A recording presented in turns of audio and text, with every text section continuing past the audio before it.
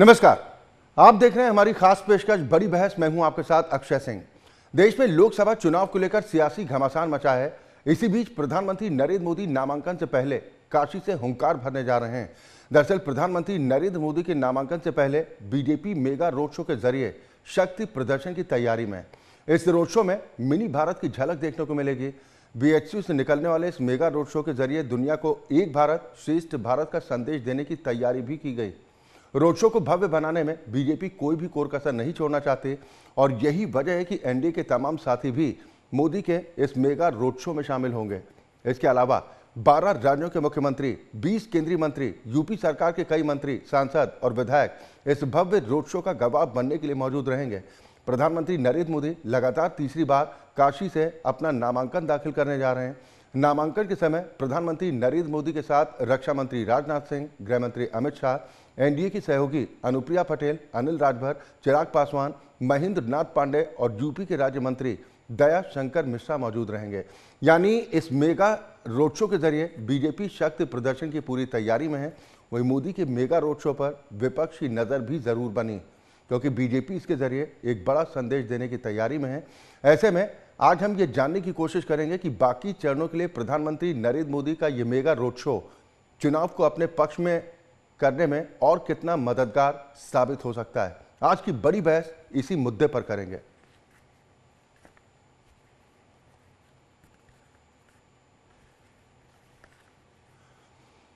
दरअसल प्रधानमंत्री नरेंद्र मोदी के नामांकन से पहले एक भव्य रोड शो की तैयारी की जा रही है। इस रोड शो को ऐतिहासिक बनाने को लेकर तमाम तैयारियां की गई हैं। आपको बता दें कि ये वो नेता हैं जो प्रधानमंत्री के नामांकन के समय मौजूद रहेंगे। रक्षा मंत्री राजनाथ सिंह, गृह मंत्री अमित शाह, अनुप्रिया पटेल, महेंद्र नाथ पांडे, चिराग पासवान, दया शंकर मिश्र, ये वो दिग्गज हैं जो प्रधानमंत्री नरेंद्र मोदी के साथ उस वक्त मौजूद रहेंगे जब प्रधानमंत्री अपना नामांकन दाखिल करने के लिए पहुँचेंगे। ये वो नेता हैं जो एनडीए के सहयोगी भी हैं, भारतीय जनता पार्टी के बड़े नेता हैं। उधर नामांकन से पहले मोदी का मेगा रोड शो वाराणसी से लगातार तीसरी बार प्रधानमंत्री नरेंद्र मोदी नामांकन दाखिल करने जा रहे हैं। लेकिन उससे पहले प्रधानमंत्री का ये भव्य रोड शो, जिसको लेकर तैयारियां तेजी के साथ की जा रही हैं। एनडीए में शामिल तमाम सहयोगी दलों के लीडर्स शामिल होंगे। 12 राज्यों के मुख्यमंत्री और 20 केंद्रीय मंत्री इस मेगा रोड शो का हिस्सा रहेंगे। यूपी सरकार के मंत्री, कई सांसद और विधायक मेगा रोड शो के गवाह बनेंगे। नामांकन से एक दिन पहले बीएचयू से काशी विश्वनाथ मंदिर तक ये भव्य रोड शो निकाले जाना है, जिसको लेकर भव्य तैयारियां की गई। प्रधानमंत्री मोदी काशी की धरती से दुनिया को एक भारत श्रेष्ठ भारत का संदेश देंगे। वहीं मोदी के मेगा रोड शो में मिनी भारत की झलक भी देखने को मिलेगी। 6 किलोमीटर लंबे रोड शो की शाम 4 बजे शुरुआत होगी, जिसको लेकर तैयारियां लगभग पूरी की जा चुकी हैं। यानी लोकसभा चुनाव के घमासान के बीच अब प्रधानमंत्री नरेंद्र मोदी के नामांकन से पहले मेगा रोड शो की तैयारी। आज हम इसी पर चर्चा करेंगे कि प्रधानमंत्री नरेंद्र मोदी के नामांकन से पहले ये रोड शो क्या बीजेपी की तरफ से शक्ति प्रदर्शन है। हमारे साथ सभी खास मेहमान जुड़ चुके हैं। सबसे पहले अपने दर्शकों की मुलाकात अपने आज के सभी सम्मानित मेहमानों से। मेरे साथ चंद्रमोहन चौबे साहब हैं, आप प्रवक्ता भारतीय जनता पार्टी हैं। कांग्रेस पार्टी का प्रतिनिधित्व करने के लिए तमजीद अहमद साहब हमारे साथ इस कार्यक्रम में शामिल हैं और वरिष्ठ पत्रकार पवन श्रीवास्तव जी हमारे साथ इस कार्यक्रम का हिस्सा हैं। बहुत स्वागत है आप सभी का। शुरुआत में चंद्रमोहन जी आपसे ही करना चाह रहा हूं। प्रधानमंत्री नरेंद्र मोदी की रोड शो को लेकर भव्य तरीके से तैयारी की जा रही है, इसे शक्ति प्रदर्शन मारे भारतीय जनता पार्टी का? नहीं, देखिए, ये हर प्रत्याशी, प्रधानमंत्री जी भी हमारे प्रत्याशी ही हैं बनारस से। तो चुनाव से पहले, नामांकन से पहले सभी प्रत्याशी अपना कार्यक्रम रखते हैं चुनाव प्रचार का। उसी क्रम में ये भी है। शक्ति प्रदर्शन हमें करने की आवश्यकता नहीं है। माननीय प्रधानमंत्री जी को, उनकी शक्ति को जो है पूरा विश्व मान रहा है कि उनकी कैसी शक्ति है। जिस प्रकार से उन्होंने भारत को विश्व पटल पर एक सशक्त, एक मजबूत राष्ट्र के रूप में स्थापित किया है, वो उससे हम शक्ति प्रदर्शन की उनको आवश्यकता नहीं है। क्योंकि देश की जनता सब कुछ देखती है, सब कुछ जानती है, सब कुछ समझती है। लेकिन चुनाव है तो चुनाव में ये एक प्रक्रिया है जिसके तरह प्रचार करते हैं, प्रसार करते हैं, उसी में ये भी कर रहे हैं। और इस प्रचार प्रसार के माध्यम से वहां की जनता से, वहां के मतदाताओं से हमारा ये जुड़ने का, उनसे संपर्क करने का एक ये माध्यम है। बाकी पूरा विश्व जान रहा है, पूरा भारतवर्ष जान रहा है, उसी तरह बनारस के जो आम जनता मतदाता भी जान रही है कि किस प्रकार से काशी का यानी कि बनारस का किस प्रकार से वहां विकसित हुआ है, जिस प्रकार से विकास का जाल वहां, सड़कों का जाल हो, चाहे वो देखिए विकास वहां गलियों में दिख रही है, वहां की हवाओं में दिख रही है, वहां के मंदिरों में दिख रहा है, वहां स्टेशनों पर दिख रहा है, यानी आम जनता उस विकास को खुद महसूस कर रही है। बिल्कुल, आप कह रहे हैं कि विकास के कार्य इतने हुए हैं, लेकिन ये पूरी फौज उतारने के पीछे की मंशा फिर क्या है भारतीय जनता पार्टी की? आप कह रहे हैं कि शक्ति प्रदर्शन नहीं है। नहीं, हमने अभी आपसे कहा तो कि वो प्रत्याशी भी हैं, और प्रत्याशी जो है अपना प्रचार प्रसार सभी करते हैं, वो प्रचार प्रसार वो भी कर रहे हैं, और प्रचार प्रसार का अधिकार तो सभी को है ना। बिल्कुल है जी। चलिए, लेकिन जो राजनीति के जानकार हैं वो कह रहे हैं कि इसका संदेश दूर तक जाए, क्योंकि अभी कई चरणों का मतदान होना भी बाकी है। क्या असरदार साबित होगा प्रधानमंत्री नरेंद्र मोदी का ये मेगा रोड शो? मैं तमजीद अहमद साहब आपके पास आऊंगा। विपक्ष को मिर्ची क्यों लग रही है? अगर प्रधानमंत्री के नामांकन से पहले भव्य रोड शो की तैयारी की जा रही है, उसको ऐतिहासिक बनाने का काम किया जा रहा है। अगर नहीं, हमें कोई मिर्ची नहीं लग रही है। भारतीय जनता पार्टी कुछ भी चाहे करे, उसमें हमसे क्या लेना देना है। प्राइम मिनिस्टर के कैंडिडेट है, वो नामांकन करने जा रहे हैं, उनकी पूरी पार्टी जा रही है, तो उसमें हमारा तो कोई, ना तो मिर्ची लगने की बात है, ना तो हमारा कोई उसमें पक्ष है। निश्चित रूप से जा रहे हैं। जाहिर सी बात है कि अब भीड़ उस तरह से नहीं आएगी, तो जाहिर सी बात है कि भारतीय जनता पार्टी को अपने पूरे देश के कार्यकर्ताओं को, विधायकों को, मंत्री को ले जाना पड़ेगा। तो वो हम लोग समझ सकते हैं उस चीज को। ठीक है, वो उनका अपना भारतीय जनता पार्टी का मत है।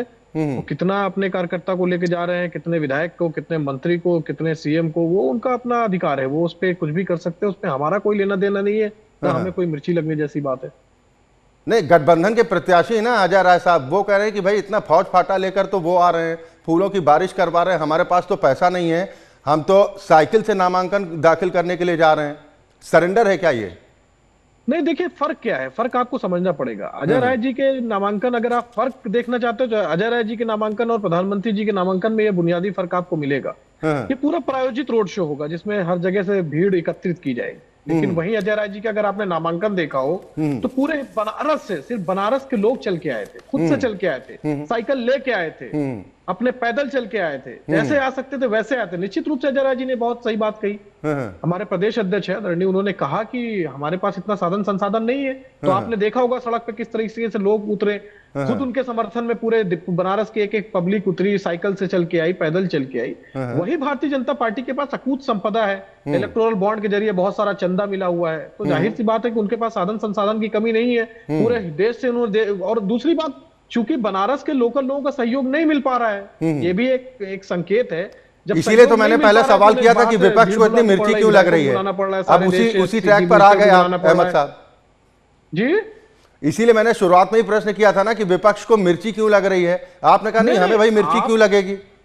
मिर्ची की जैसी बात नहीं। आपने दो तुलनात्मक बात की। आपने अजय राय जी की और प्रधानमंत्री मोदी जी की तुलनात्मक बात की कि दोनों में फर्क क्या है। तो दोनों का फर्क मैंने आपको बता दिया कि अजय राय जी आपने कहा कि वाराणसी की आम जनता अजय राय के साथ में है।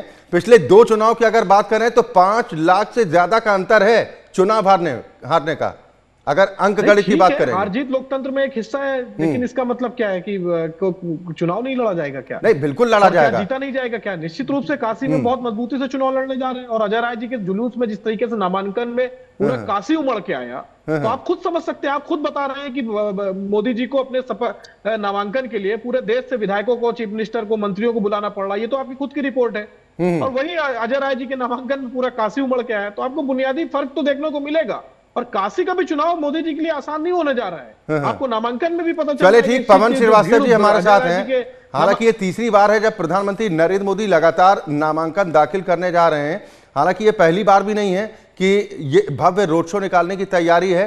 हाँ, तामझाम पिछले 2 बार के मुकाबले इस बार थोड़ा ज्यादा देखने को पवन जी मिल सकता है। लेकिन ये कहना कांग्रेस प्रवक्ता का कि भाई इस बार कड़ी चुनौती प्रधानमंत्री नरेंद्र मोदी के सामने है और अजय राय कड़ी टक्कर देंगे, आपको गुंजाइश दिखाई दे रही है कितनी? भाई साहब, ये कड़वी सच्चाई है। भारतीय जनता पार्टी और कांग्रेस, इस दोनों संगठन में जमीन आसमान का अंतर है। एक तरफ भारतीय जनता पार्टी कोई भी कोर कसर नहीं करना चाह रही है, न छोड़ रही है। राजनीतिक रूप से कोई भी एक प्रत्याशी के पर, वो तो माननीय प्रधानमंत्री नरेंद्र मोदी जी हैं, उनकी बात अलग है। आज खुद अमित शाह जी रायबरेली गए, आपको याद होगा, देखे हैं कि मनोज पांडे जी जो समाजवादी पार्टी के विधायक हैं, वो नाराज चल रहे थे और आज अमित शाह जी उनके आवास पे गए, चाय पी करके आए। वही अदिति सिंह जी हैं, उनके पास भी मुलाकात किया उन्होंने। और कहीं ना कहीं अखिलेश यादव जी को अभी तक समय नहीं मिला था, जब इन लोगों ने क्रॉस वोटिंग किया उसके बाद से मुलाकात करने का। तो ये संगठन है। अब हम आते हैं नरेंद्र मोदी, जो आपका क्वेश्चन है, ये नरेंद्र मोदी जी जो है, जो तामझाम लेकर के वहां पहुंच रहे हैं, ये तो हमको आपको मंत्रियों के नाम पते हैं कि जो जो जा रहे हैं। संगठन इनका निचले स्तर पे इतना मजबूत है निचले स्तर पर कि संगठन बूथ स्तर पे, मंडल स्तर पे इतने सारे कार्यकर्ता हैं कि वो सब पहुंच रहे हैं।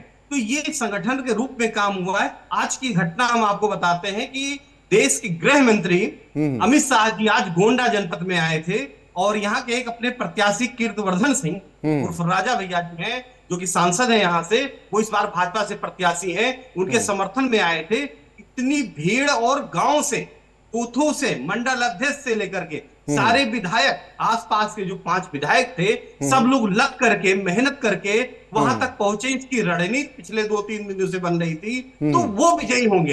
एक दूसरे पक्ष की अगर हम बात करें तो यहाँ से जो समाजवादी पार्टी का प्रत्याशी है, वो उनके पास अभी बूथ स्तर की जो है कोई व्यवस्था तक नहीं है कि जो बूथ पे पहुंचे अगले दिन, जिस दिन वोट पड़े ना हो, उसकी व्यवस्था कैसे होगी, उसके लिए आदमी नहीं है। तो अगर इंडिया गठबंधन केवल हवाई लड़ना चाह रहा है, बिना मजबूती के, बिना संगठन पे, यहां तक कि यहां इसी प्रत्याशी की बात करें तो हमको 2 लोगों ने बताया, कांग्रेस के ही, कि भैया हमको पूछा नहीं जा रहा है, हम कैसे जबरदस्ती इनकी हेल्प करें, कैसे मदद करें, कहां जनसभा कराएं, पूछा नहीं जा रहा। तो अगर इस तरह से कहीं भी समाजवादी पार्टी या इंडिया गठबंधन चुनाव लड़ेगी तो भारतीय जनता पार्टी से बहुत निचले स्तर पे रहेगी। यानी आप कुल मिलाकर पवन जी ये कहना चाह रहे हैं कि छात्र की जो तैयारी परीक्षा के पहले बता देते हैं कि छात्र कहां तक अंक हासिल कर सकता है। तमजीद अहमद साहब, सवाल तो इसी बात को लेकर हो रहा है ना, और राजनीति के जानकार ये कह रहे हैं कि इस बार तो रायबरेली में चुनौती आसान नहीं होने जा रही। अमेठी में चुनाव लड़ने की राहुल गांधी हिम्मत नहीं जुटा पाए और दावा आप वाराणसी में ठोक रहे हैं कि प्रधानमंत्री नरेंद्र मोदी को हरा देंगे। जी, एक लोकसभा से आप चुनाव लड़ते ठीक पवन भाई, आऊंगा मैं। अगर आप हार जाते हैं तो आप लोकसभा चेंज कर दें, ये नहीं होना चाहिए। आपको काम करना चाहिए, उसी लोकसभा में काम करना चाहिए, फिर आपको जाना चाहिए। ठीक है पवन भाई। तमजीद अहमद साहब, इस पर रिएक्शन दे दीजिए, फिर एक ब्रेक के लिए हमें रुकना है। वो कह रहे हैं कि रायबरेली में तो जीत के लाले पड़ रहे हैं और दावे कर रहे हैं कि वाराणसी हम जीत जाएंगे। उसकी वजह आप समझिए। आप लोग सिर्फ और सिर्फ ये कोशिश कर रहे हैं कि किस तरीके से इस रोड शो को एक भव्य बताने की कवायद की जाए। सवाल ये नहीं है, सवाल ये है कि जब काशी पहुंचेंगे मोदी जी तो उनसे पूछा जाएगा, क्या काशी क्योटो बन गया है? क्या काशी की सारी परेशानियां दूर हो गई है? क्या काशी की सारी सड़कें अब तक सही हो गई है? सबसे बड़ी बात, जो काशी में जिस गांव को गोद लिया गया था, आपके पत्रकार मित्र बहुत सारे वहां जाके जब सर्वे किया, वहां की हालत क्या है, कितनी लचर हालत है, आपको वो भी पता होगा। तो सवाल जो पूछे जाएंगे वहां पे भी काशी में पूछा जाएगा कि जो बेरोजगार युवक हैं उनके साथ क्यों अन्याय अत्याचार किया जा रहा है?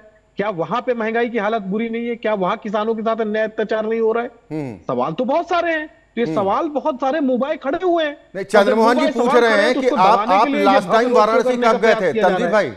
तमजीद भाई जी, चंद्रमोहन चौबे साहब पूछ रहे हैं कि आप लास्ट टाइम वाराणसी कब गए थे? नहीं, मैं कब गया था, या मैं तो अभी पिछले हफ्ते भी था वाराणसी में। क्या हो गया, क्योटो बन गया क्या?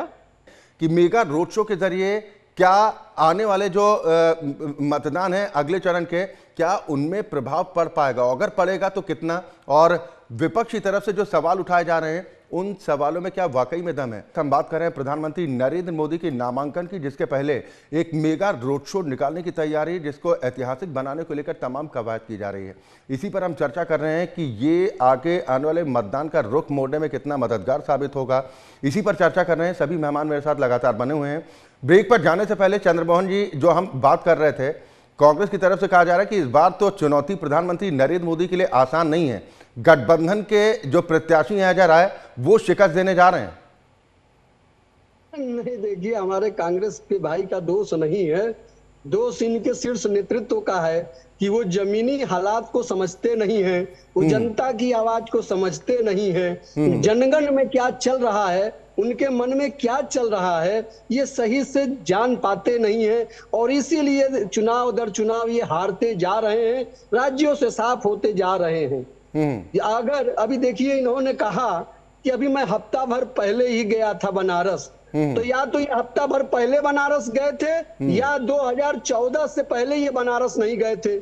यदि अगर 2014 से पहले ये गए होते तो वहां के इनको घाटों पर, वहां की सड़कों पर, वहां की गलियों पर, बनारस के आसपास चारों तरफ इनको विकास का चहुमुखी दौर दिखेगा। लेकिन क्योंकि ये गए नहीं हैं और या तो ये जानकर अनजाने बन रहे हैं, वहां की जनता चुनाव लड़ा रही है, वहां के लोग चुनाव लड़ा रहे हैं, क्योंकि जो विकास वहां पर हुआ है वो 70 साल में हुआ नहीं था।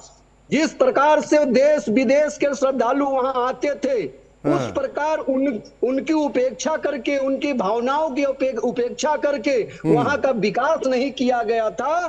वो अब लोग वहां देख रहे हैं, वहां के लोग। चौबे जी, तमजीद अहमद साहब ये कह रहे हैं कि अगर बीजेपी इतना विकास के दावे कर रही है तो उत्तर प्रदेश में एक शब्द है भौकाल, इतना भौकाल गांठने की कोशिश फिर क्यों कर रहे हैं?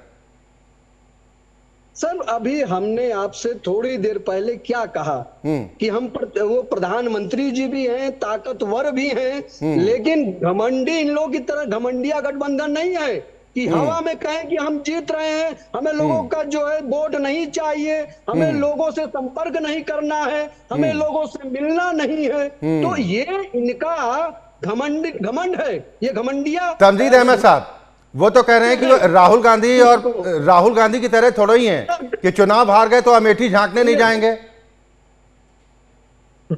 अरे तो सुनिए, वही तो हमने कहा कि ये दोस्त इनका नहीं है। ठीक, चौबे जी, आप ही के सवाल पर जवाब ले रहा हूं। तमजीद भाई वो कह रहे हैं राहुल गांधी जैसे नेता थोड़ा ही हैं, प्रधानमंत्री का तो संपर्क हमेशा काशी के लोगों से बना रहता है। बिल्कुल सही बात कह रहे हैं चंद्रमोहन जी। राहुल गांधी जी और प्रधानमंत्री जी का कोई तुलना नहीं है। राहुल जी जो बोलते हैं वो करते हैं, प्रधानमंत्री जो बोलते हैं वो कभी नहीं करते हैं। ये बहुत बुनियादी फर्क है। एक बात समझिए, 2014 में जब मोदी जी चुन के आए थे, क्या क्या वादे नहीं किए थे, बनारस को लेके ही पता नहीं क्या क्या वादे उन्होंने। जी, अपनी बात पूरी कीजिए। फोटो बना देंगे, बनारस को हम सारे घाटों को सही सफाई करवा देंगे। क्या हालत है आज घाटों की, आपको पता नहीं होगा। चंद्रमोहन जी मुझे लगता है बहुत दिन से बनारस नहीं गए, इस वजह से ऐसी बातें कर रहे हैं। वहां की सड़कों की क्या हाल है इनको पता नहीं है अभी, इस वजह से ऐसी बातें कर रहे हैं। सीधा सा सवाल था, क्या बनारस क्योटो बन गया? इसका जवाब वो दे नहीं पाए। क्योटो बनाने का वादा किया था ना बनारस को, क्या किया है? वो कह रहे हैं कि बाबतपुर एयरपोर्ट वाले रास्ते पर आपका आना जाना हुआ क्या? नहीं, एक बात समझिए, बाबतपुर और इसकी बात मत कीजिए। अभी मैं हजारों रोड गिरा दूंगा आपको, मैं बता। आप गए क्या इधर से, क्या बोलते हैं, एक्सप्रेस वे गए क्या? आप लखनऊ एक्सप्रेस वे गए क्या? आपने उसको नहीं देखा क्या कि किस तरह से इंडिया गठबंधन के लोगों को सड़क को बुलाया? ये बातें मत कीजिए। बातें वो कीजिए जो सही है, जो वादे किए तो उस पर बातें कीजिए। ये मतलब जो आप कहें वो सही, तमजीद अहमद भाई, जो आप कहें वो सही। एक रोड, अच्छा, एक बात का जवाब दीजिए तमजीद भाई, आप गए क्या लखनऊ एक्सप्रेस वे वाली रोड गए क्या? अरे सर, मैं भी यूपी का रहने वाला हूं, मेरा भी आना जाना लगा रहता है, मैं भी देखता हूं। तो फिर आप ये बात क्यों कर रहे हैं? मैंने यमुना एक्सप्रेस वे भी देखा है, मैंने लखनऊ एक्सप्रेस वे भी देखा है। नहीं तो ठीक है ना, लेकिन मुझे एक बात का जवाब दीजिए। बनवाने को आप बोल रहे हैं बाबतपुर की रोड देखी क्या? आप कैसी बात? वो कह रहे हैं कि जहां पर पहुंचने में आपको, जहां से करीबन 1.5 घंटे का समय, 1 घंटे का समय लगता था, 20 मिनट में पहुंच जाते हैं। आप शायद उस रोड पर गए नहीं। पहले भी लखनऊ आने में 12 घंटे का समय लगता था, 4-5 घंटे पहुंच जाते हैं आप लखनऊ। यानी मान रहे हैं कि विकास हुआ, चलिए ठीक है, लेकिन एक चीज का जवाब दीजिए। आप विकास की बात कीजिए ना। 4 किलोमीटर की रोड बनाने से क्योटो बन गया बनारस। अरे सुनिए, 5 किलोमीटर की सड़क भी बहुत महत्व रखती है भाई, जिसके घर के सामने सड़क नहीं होती है ना, बन गया है। उसके लिए 1 किलोमीटर का खड़ंजा भी बहुत होता है। तो हमारे लिए 5 किलोमीटर की भी महत्व रखती है। तमजीद भाई सुनिए तो, दिल्ली कभी मुझे एक चीज बताइए सर, सुनिए तो, मुझे एक चीज का जवाब दीजिए। जिस वक्त अजय राय साहब नामांकन भरने जा रहे थे, आपने खुद स्वीकार किया कि जमीन से जुड़े आदमी हैं और इसीलिए वो साइकिल लेकर गए नामांकन दाखिल करने के लिए। नामांकन दाखिल करने के पहले साइकिल को माला भी पहनाई। उत्तर प्रदेश में साइकिल का महत्व समझते हैं ना क्या? कांग्रेस पार्टी से ज्यादा क्या समाजवादी पार्टी पर भरोसा है क्या कांग्रेस को? इसीलिए चमत्कार की उम्मीद कर रहे हैं। समाजवादी पार्टी हमारा अभिन्न गठबंधन दल है, हमें एक दूसरे के ऊपर भरोसा है, इसमें क्या बड़ी बात हो गई भाई? और साइकिल तो गरीबों की सवारी है, अमीरों की सवारी नहीं कि हेलीकॉप्टर से आएंगे और बड़ी बड़ी मर्सिडीज, बड़ी बड़ी फॉर्च्यूनर लगवा के हम जाके रोड शो करेंगे। ठीक, हमारे पास उतने संसाधन नहीं है। हमें इलेक्टोरल बॉन्ड के जरिए हमने चंदा पे धंधा नहीं किया, ना तो हमने हफ्ता वसूली की कि हमारे पास इतना संसाधन है। बात समझिए, साइकिल है, गरीबों की सवारी है। आपने जो सवाल किया था काशी क्योटो वाला, इस पर चौबे जी फटाक से जवाब दे दें। आएंगे आपके काशी क्योटो वाले सवाल पर जवाब चौबे जी फटाफट दे दें, फिर मैं पवन भाई के पास जा रहा हूं कि ग्राउंड लेवल पर जो स्थिति है वो कितनी भिन्न नजर आती नेताओं के दावों के तहत। चंद्रमोहन चौबे जी वो कह रहे हैं कि काशी क्योटो तो नहीं बना।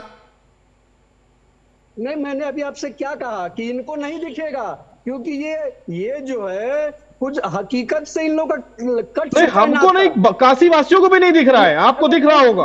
अरे वो तो अभी देखिएगा, 4 जून को पता चलेगा जब अजय राय जी जमानत जब्त हो जाएगी। और अजय राय जी की आप इतनी प्रशंसा कर रहे थे, जमीनी राय, अरे आप देखिए, चाहे अजय राय जी हो, चाहे इनका शीर्ष नेतृत्व हो, वो भी वायनाड में जब नामांकन करने गए थे तो अपनी पार्टी का झंडा तक नहीं लेकर जा पाए थे। इतने अपने गठबंधन के साथी पे आश्रित थे कि कहीं अगर कांग्रेस का झंडा लेके चले गए तो हरा। क्या बातें करते हैं भाई यहाँ बैठ के आप लोग? अफवाह फैलाने से बात है ये भाई, कब तक अफवाह के जरिए चुनाव लड़ेंगे? अफवाह उड़ा उड़ा के कब तक चुनाव लड़ेंगे आप लोग भाई? सुनिए तो, कब तक अफवाह उड़ा उड़ा के चुनाव लड़ेंगे? कुछ तो सच बोलिए पब्लिक के बीच में। अहमद साहब सुन तो लीजिए, फिर आप काउंटर कर दीजिएगा। समाजवादी पार्टी के जो है आश्रय पर पड़ी हुई है, वो जानती है कि अगर ये अपना आप तो राजभर जी के आश्रय में पड़े हुए हैं, अगर वो अपनी छड़ी ना दे तो आप लोग गिर जाएंगे। उन्होंने आपको अपनी छड़ी पकड़ा रखी है, वो कटने जा रहे हैं। ठीक ठीक, वैसे भी गठबंधन आप नहीं, नाराज मत होइए, नाराज होने की जरूरत नहीं है। अब सीधा सवाल इसी बात को लेकर हो रहा है कि जो रोड शो ऐतिहासिक बनाने की तैयारी है, जैसा कि हम चर्चा भी इस बात को लेकर पवन भाई से भी कर रहे थे कि भाई अगर कोई छात्र परीक्षा देने जाता है, एक छात्र होता है पूरे साल तैयारी करता है, एक को लगता है कि हम परीक्षा के 10-15 दिन पहले ही हम तीर मार देंगे, तो अंतर तो होता ही होगा ना पवन श्रीवास्तव जी। और रही बात गठबंधन की, गठबंधन धर्म की जो बात अभी अहमद साहब कर रहे हैं, क्या आपको लग रहा है कि गठबंधन के साथियों ने प्रचार में वो धर्म निभाया?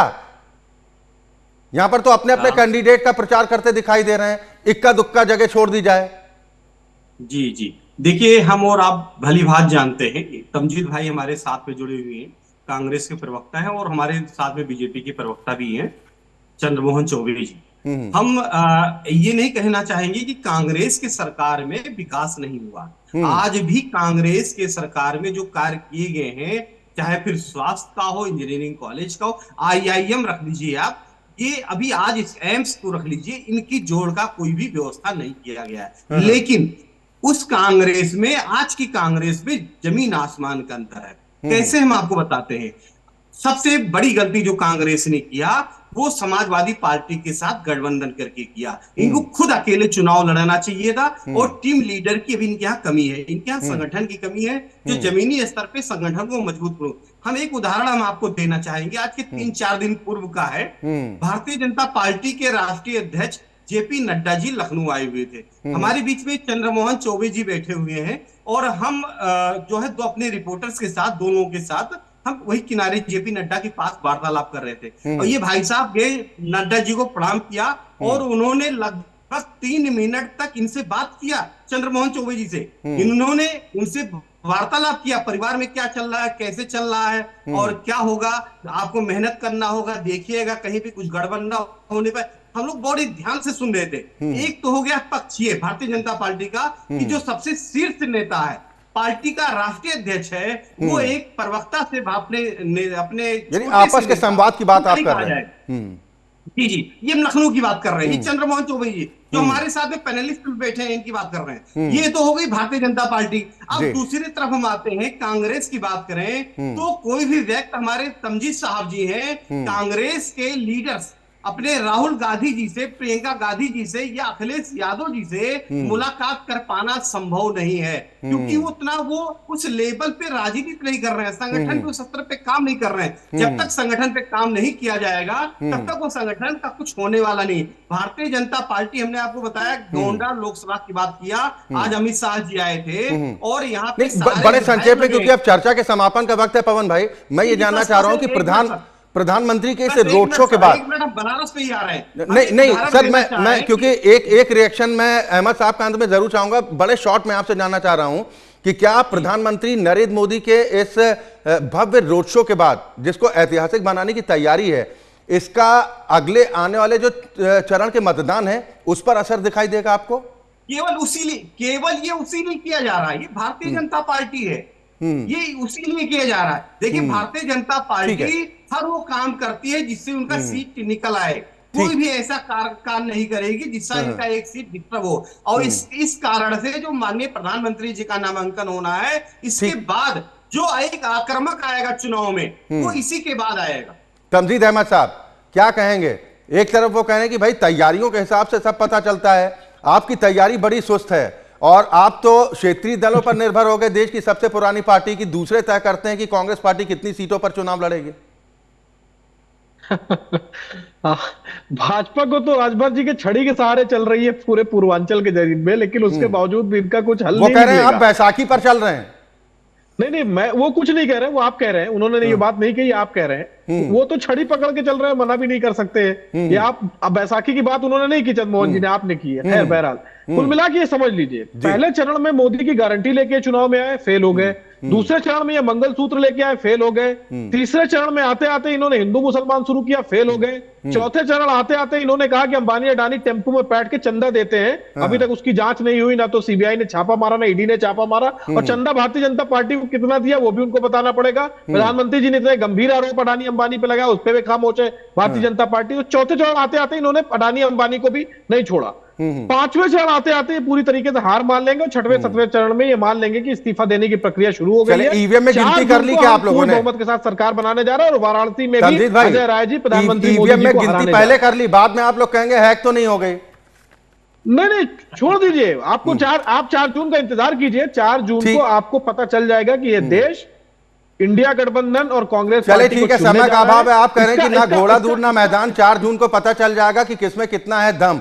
हालांकि इस रोड शो के जरिए जो कहा जा रहा है कि बीजेपी एक भारत श्रेष्ठ भारत का संदेश भी दुनिया तक पहुंचाने की कोशिश कर रही है, और साथ ही इस रोड शो के जरिए माना जा रहा है कि जो बाकी चरणों का मतदान है उस पर इसका काफी असर पड़ेगा।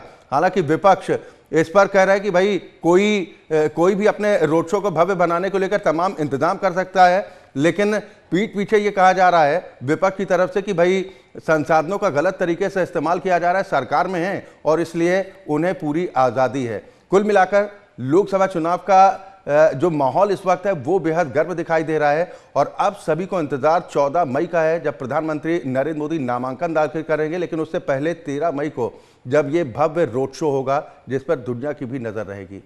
बहुत शुक्रिया आप सभी मेहमानों का मेरे साथ इस चर्चा में शामिल होने के लिए। इसी के साथ बड़ी बहस में अभी के लिए बस इतना ही। खबरें लगातार जारी।